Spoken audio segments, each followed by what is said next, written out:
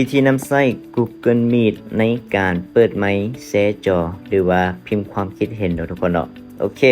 อันดับแรกเลยถ้าหากว่าเฮาเป็นผู้เปิดประชุมเนาะทุกคนเนาะเฮาก็เข้าไปเลยเข้าไปในมีตติ้งนี้แล้วก็ใส่รหัสเปิดประชุมของเฮาทุกคน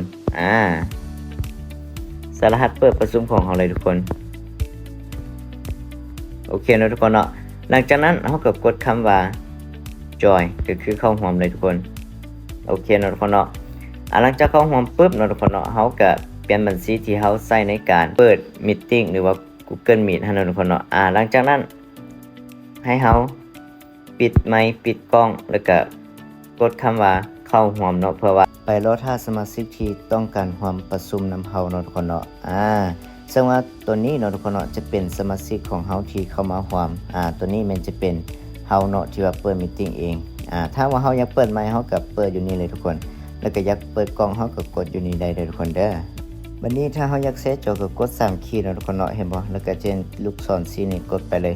กดไปปึ๊บเห็นบ่กดอยู่กล่องสี่เหลี่ยมนั้นแล้วก็กดคำว่าต่อไปเนาะทุกคนเนาะเห็นบ่ตัวนี้สุกบันทึกหน้าจอไว้มันเลยแชร์จอบ่ได้บัดนี้ถ้าเฮาอยากเข้าไปแสดงความคิดเห็นเนาะกดอยู่3ขีดนี้เห็นบ่เฮาก็กดคำว่าข้อความในสายเนาะทุกคนเนาะพิมพ์คำว่าสบายดีเห็นบ่ทุกคนแล้วก็กดส่งไปเลยเห็นบ่มันก็จะขึ้นข้อความมาเนาะทุกคนเนาะบัดนี้ถ้าว่าทุกคนเนาะอยากเปิดเพิ่มเพื่อนเข้ามาทุกคนก็กดเพิ่มเพื่อนอื่นๆเห็นบ่เฮาสามารถอยากกดคนใดก็ได้ที่อยากให้เข้าร่วมในมีตติ้งของเฮาเนาะทุกคนเนาะและอันสุดท้ายก็คือการตั้งค่านี่ทุกคนต้องได้ตั้งค่าอยู่ในตัวควบคุมผู้จัดนี่ทุกคนต้องได้เปิดหมดเด้อทุกคนเด้อคันเราบ่เปิดหมดมันเวลาลูกทีมเข้ามาจะบ่สามารถเข้าอัตโนมัติเนาะทุกคนเนาะซึ่งว่าเครื่องมือ2อันนี้ก็บ่ค่อยสำคัญปานใดเนาะทุกคนเนาะ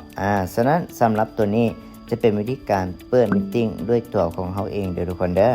บัดนี้เฮามาเบิ่งถ้าว่าเฮาอยากเข้าศึกษาในมีตติ้งของคนอื่นเดี๋ยวเฮาจะเข้าไปแนวใดเนาะทุกคนเนาะ